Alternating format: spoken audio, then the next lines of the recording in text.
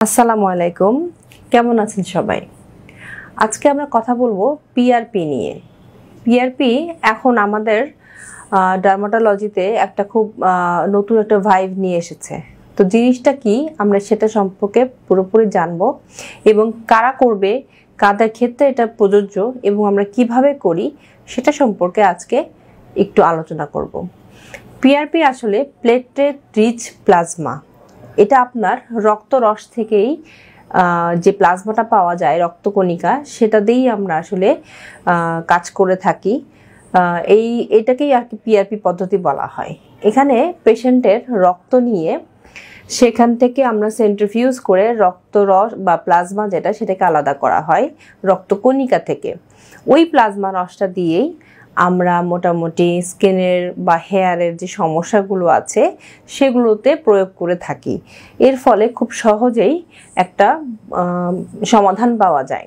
এখন আসেন কি কি ক্ষেত্রে আমরা পিআরপি করি। যেমন চুল যাদের গজায় না বা টাক মাথা, তাদেরকে আমরা পিআরপি করে থাকি। এছাড়া চামড়ার যেসব সমস্যা আছে, যেমন ব্রণ হয়েছে, যাদের ব্রণের গর্ত আছে বা হচ্ছে চামড়া কুঁচকে গিয়েছে, অ্যান্টি এজিং যেটাকে আমরা বলি ট্রিটমেন্ট। এছাড়া মোটামুটি স্কিনের অনেক সমস্যা, যেমন হচ্ছে কিছু সিস্টেমিক ডিজিজ আছে, হ্যাঁ, যেমন হচ্ছে আপনার মরফিয়া বা চামড়া যেগুলো শক্ত হয়ে যায়, স্ক্লেরোডার্মা, চামড়া শক্ত হয়ে যায়, এসব ক্ষেত্রে আমরা হচ্ছে কি পিআরপি থেরাপি দেই।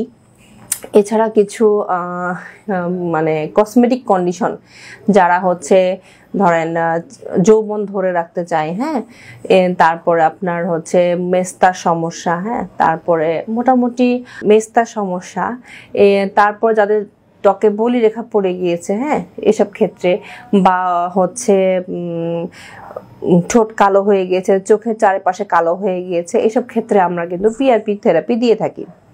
তো সবচেয়ে বেশি এখন যুগান্তরী দেখা যাচ্ছে যে চুল কমে গিয়েছে বা টাক পড়ে যাচ্ছে, সেসব ক্ষেত্রে আমরা পিআরপি প্র্যাকটিসটা খুব বেশি করছি এবং এতে কিন্তু আমরা একদম 90 থেকে 95% কিন্তু সফলতা পেয়ে থাকি।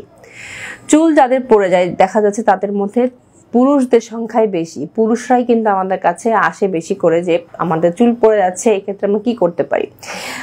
আগে আমরা চুলের মাথায় কিছু টপিক্যাল এজেন্ট দিতাম অথবা ইনজেকশন দিতাম, হ্যাঁ, কিছু কিছু অ্যাপ্লাই করতাম মাথায় দেওয়ার জন্য ওষুধ, কিন্তু দেখা যাচ্ছে সেসব ক্ষেত্রে 100% ফলাফল পাওয়া যাচ্ছিল না।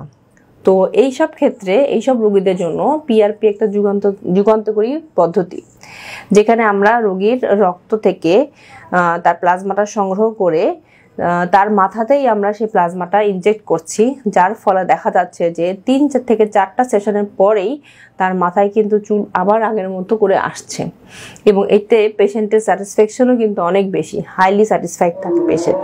পিআরপি শুধুমাত্র ছেলেদের চুল পড়ে গেলে যে করা হয় তা না, মেয়েরাও করে, মেয়েদেরও এখন পিআরপি করা হয়। মেয়েদের ক্ষেত্রে দেখা যাচ্ছে যে বাচ্চা হওয়ার পরে চুল বেশি পড়ে যায় অথবা যদি কোনো ভিটামিন ডেফিসিয়েন্সি থাকে, বিশেষ করে যারা ডায়েটিং করে থাকে, তাতে কিন্তু চুলের মাত্রা অনেক বেশি পরিমাণে পড়ে।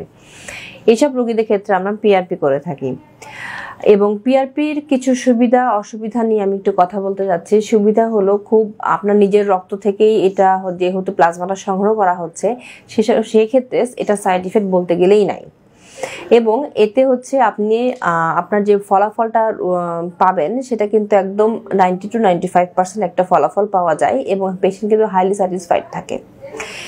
আর অসুবিধার কথা যেটা বলবো সেটা হচ্ছে, হ্যাঁ, কিছু সমস্যা তো হ্যাজার্ড থাকে, সেটা হচ্ছে যেমন এটা একটা ইনজেক্টেবল পদ্ধতি, অনেকে ইনজেকশনে ভয় পান, হ্যাঁ, এটা কিন্তু খুব ন্যাচারাল একটা ব্যাপার। এটাতে আমরা পেশেন্টকে এই জন্য আগে থেকে কাউন্সেলিং করে দেই এবং কিছু কিছু ক্ষেত্রে দেখা যায় যে যারা পিআরপি করতে আসেন চুলের ক্ষেত্রে, তাদের হয়তো পিআরপি করার পরে একটু মাথা ব্যথা হতে পারে।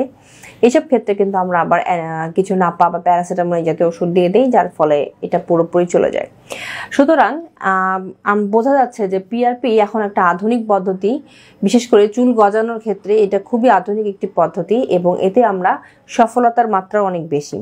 সুতরাং আসুন আমরা পিআরপি সম্পর্কে আরও জানি, আরও দেখি এবং পেশেন্ট যাতে উপকার পায়, সেক্ষেত্রে আমরা পিআরপিকে আরও যাতে সামনের দিকে এগিয়ে নিতে পারি, সেজন্য আপনাদের সকলের সহযোগিতা কামনা করছি। ধন্যবাদ।